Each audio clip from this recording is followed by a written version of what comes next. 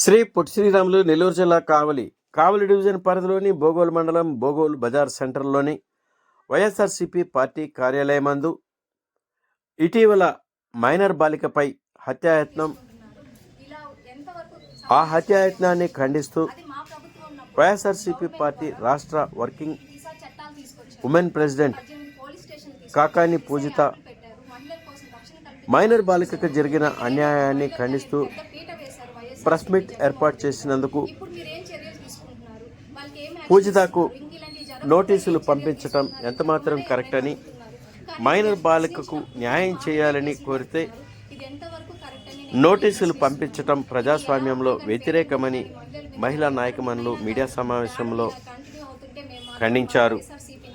Minor బాలికకు న్యాయం చేయాలని, నిందితులను కఠినంగా శిక్షించాలని మీడియా సమావేశంలో బోగోలు మండల ఎంపీటీసీ, జెడ్పీటీసీ మరియు వైఎస్ఆర్సీపీ మహిళా మనులు మీడియా సమావేశంలో కోరారు. ఎక్కడైనా కానీ మహిళలపై అరాచకాలు, అత్యాచారాలు, ఇంకా చెప్పాలంటే మైనర్ బాలికల మీద ఇది ఎక్కువగా ఉంది. ఇది ఎక్కువగా ఉన్నప్పుడు మనం ఏం చేయాలి? ఇన్సిడెంట్ జరిగేటప్పుడు మనం ఉండకపోవచ్చు, ఉండనా, కానీ ఆ ఇన్సిడెంట్ జరిగిన తర్వాత చర్యలు ఏ విధంగా ఉన్నాయి అనేది ఎవరైనా ప్రశ్నించేది. ఇన్సిడెంట్ జరిగిన తర్వాత ఈ గవర్నమెంట్ ఏం చేశారు, ఆ ఇన్సిడెంట్ ఆ ఫ్యామిలీకి ఏం న్యాయం చేశారు, ఆ పాపకి ఏం న్యాయం చేశారు, అది మనం ఎవరైనా ప్రశ్నించేది, వాళ్ళని పరామర్శించాలి.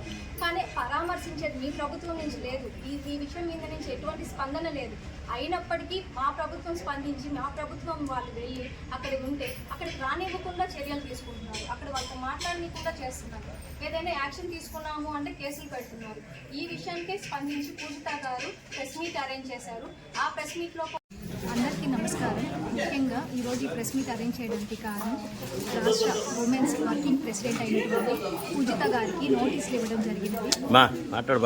ఈ నోటీసులు ఒక ఇష్యూ గురించి తను ప్రశ్నిస్తే ప్రెస్ మీట్ పెట్టినప్పుడు దాని గురించి తనకి నోటీసులు ఇవ్వడం జరిగినది. ఆ విషయం ఏమిటంటే ఒక మైనర్ బాలిక మీద అత్యాచారం జరిగింది. అదే కాక తనకి చావుకి కారణమైనటువంటి బాలురులు మత్తులో ఉన్నారు. ఆ మత్తుకు కారణం గంజాయి. ఆ గంజాయి తీసుకొని కూడా అలాగా చేశారని చెప్పి పోలీసులు ఆరోపిస్తున్నారు. కానీ ఫ్యామిలీ వర్షన్ వేరేగా ఉంది. అత్యాచారం చేసి మా అమ్మాయిని ఇబ్బంది పెడుతున్నారు అని దానివల్ల చనిపోయారు. అక్కడ మాకు ట్రీట్మెంట్ కూడా సరిగ్గా జరగలేదు. ఏ రిపోర్ట్స్ కూడా మాకు ఇవ్వలేదు. ఇవన్నీ కొంచెం అనుమానాస్పదంగా ఉన్నాయి. దానికోసంగా వాళ్ళు వెళ్ళి వాళ్ళని పలకరించిన వైఎస్ఆర్సీపీ నాయకులు వెళ్ళి వాళ్ళని పలకరించినప్పుడు వాళ్ళని అడ్డుకోవడం జరుగుతుంది. ఎవరైతే ప్రశ్నిస్తున్నారో వాళ్ళ మీదే తిరిగి కేసులు పెడుతున్నారు.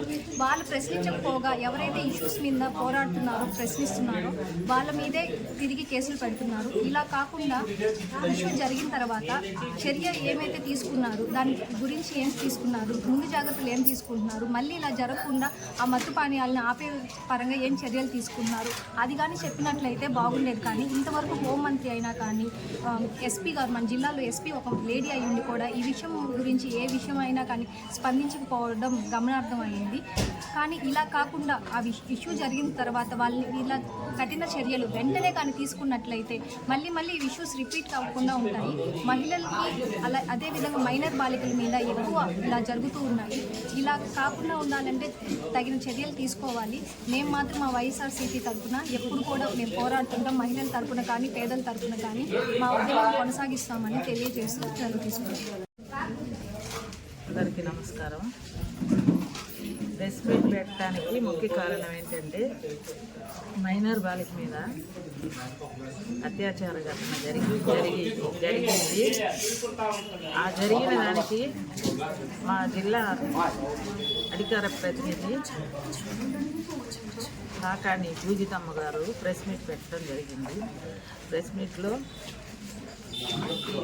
ఇది ఎంతవరకు న్యాయం, అమ్మాయికి అన్యాయం జరిగింది కదా అని ప్రశ్నించిన వారి మీదే కేసులు పెట్టడం జరుగుతుంది.